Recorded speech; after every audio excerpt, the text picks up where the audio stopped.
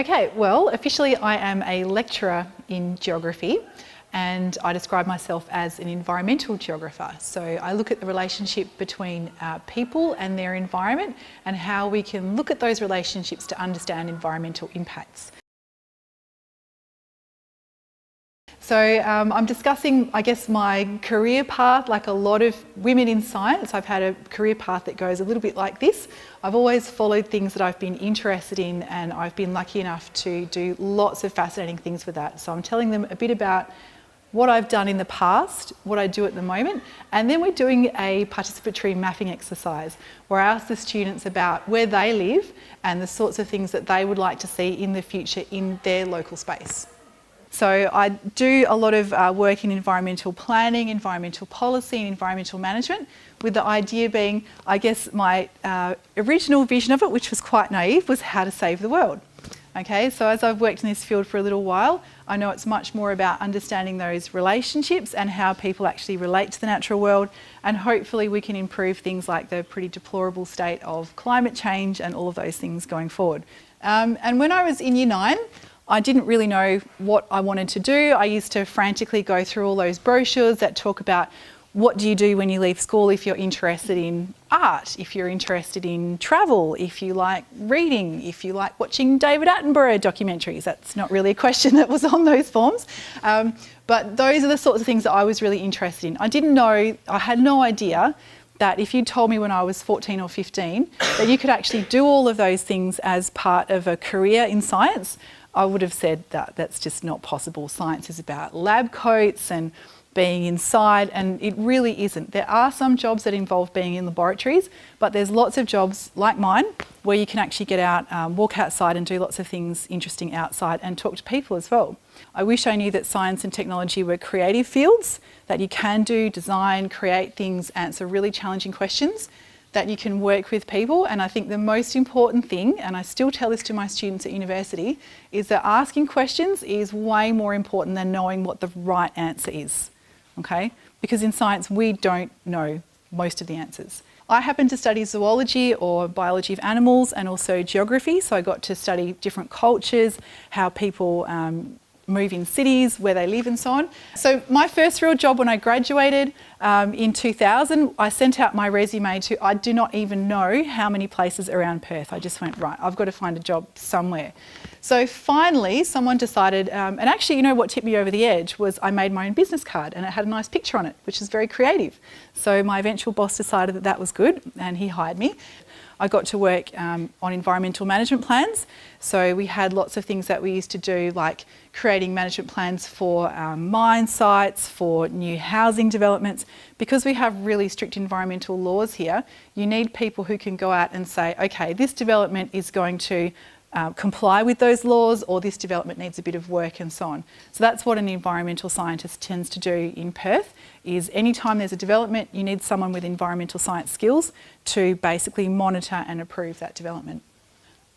So after I finished that, I've also done a bit of work in policy. This was a bit of on a tangent. After I finished my postgraduate research, I used to go to some of the big international UN conventions, such as biodiversity and climate change. And we would be involved with various different things that they would do there. So I think a big career highlight for me was actually meeting Wangari Maathai, the Nobel Prize winner.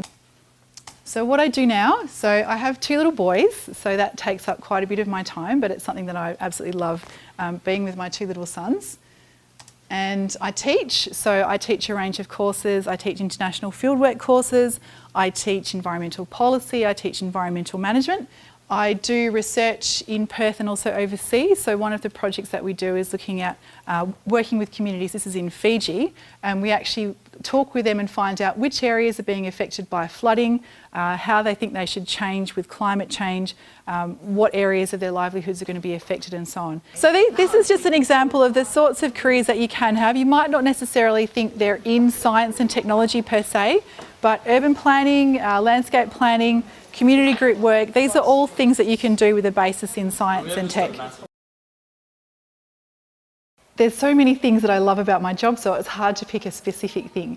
But I love being with people. I've always been a people person, and I guess one of the things I initially worried about going into a science career was well, what about people? Are you just going to get stuck in a lab all day? Do you get to talk to people?